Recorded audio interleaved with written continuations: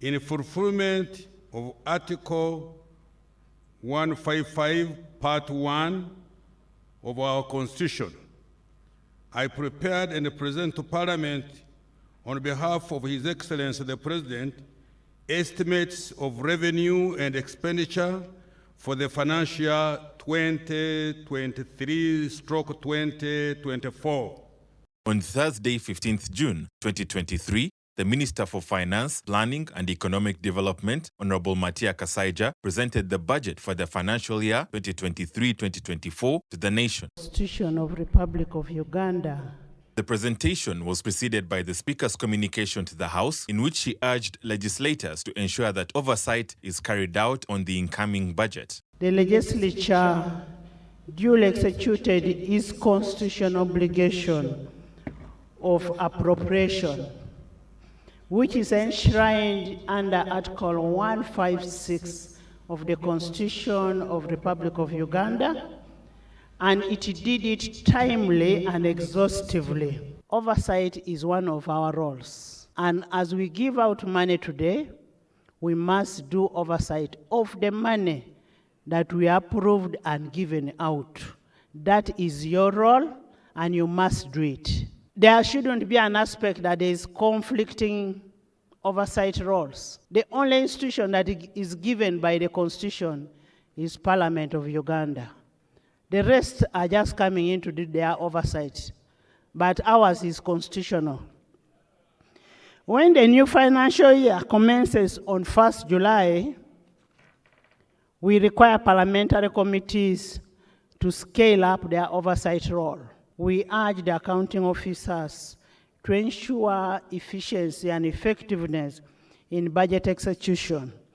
Among others is plugging the existing budgets, linkages, strengthening the internal controls, reducing the wastage, and then public loss. While reading out the budget, the Finance Minister reiterated the country's economic growth that reached 184.3 trillion shillings compared to 162.9 trillion shillings in the financial year 2022-2023. The theme of the budget has been retained as full monetization of Uganda's economy through commercial agriculture, industrialization, expanding and broadening services, digital transformation, and market access. Uganda's economy has remained resilient and is on a steady recovery path. The economy this year is projected to have grown by 5.5% compared to 4.6% last year. This year's performance compares favorably with the average growth rate for sub-Saharan Africa, estimated at 3.6% for calendar year 2023. The size of the economy is estimated at 184.3 trillion compared to shillings 162.9 trillion last year. This is equivalent to US dollars 49.4 billion compared to US dollars 45.6 billion last year. To reduce the cost of money for the private sector, government has taken a deliberate policy to reduce domestic borrowing, which is a major driver of commercial bank lending rates. In addition, government has also provided long-term and affordable capital through the Uganda Development Bank, EMIOGA, the Agricultural Credit Facility, and the Small Business Recovery Fund to the large, medium, and small and micro enterprises. A total of shillings 2.7 trillion has been provided to date. Next financial year, the parish development model has been allocated 1.1 trillion Uganda shillings. 4,717 kilometers of optic fiber has been laid across the country. Geographical coverage of broadband services stands at 66%, and 25 broadband sites have been upgraded to 3G, providing services to over 700,000 Ugandans.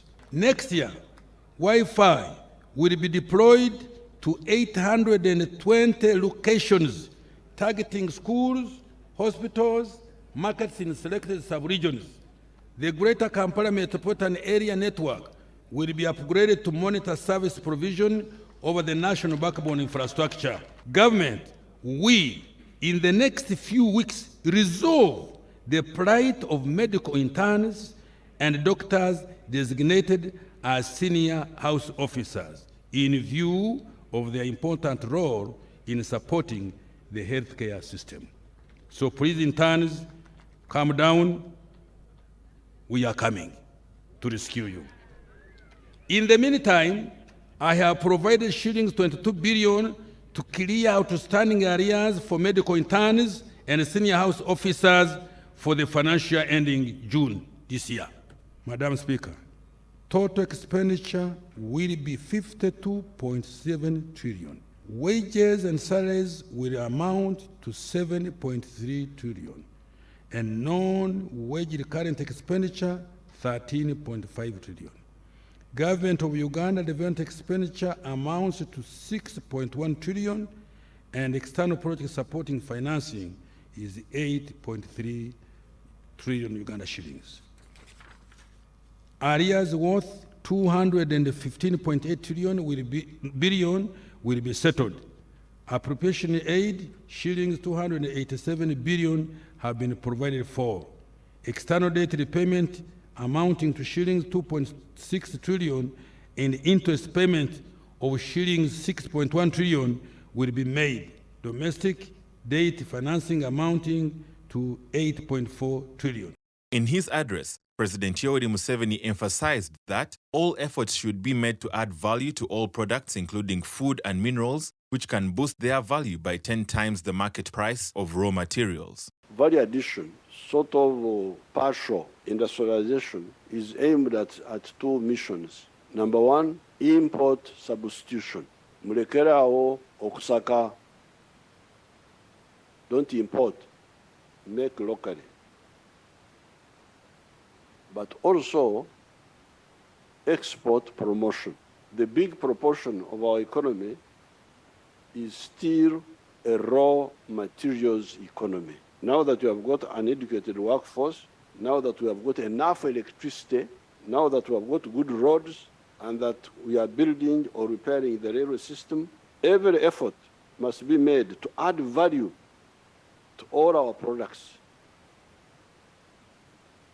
Because this is what is lacking now. By doing this, this same economy will jump to US dollars 550 billion. You had your budget, Ugandans, of Uganda shillings 52 trillion. While I support that budget because there is no other solution in the short run, it is important to know shilling 17 trillion of that budget is to pay debts. Many of these debts were being pushed by the neo-colonial public servants until recently, when I put down my foot and insisted on approving every loan. The way forward is that we should borrow less, and I'm glad the minister talked about that, or not to borrow at all in order to do the industrialization I talked about. We don't have to use government money. The government money has already been used on the basics, infrastructure, security, and so on. The strategy is to handle well the private sector. Private sector can help us industrialize our country, provided we handle them well. We are adjourning the House to Tuesday at 2 p.m., 20th June, 2023. The anthems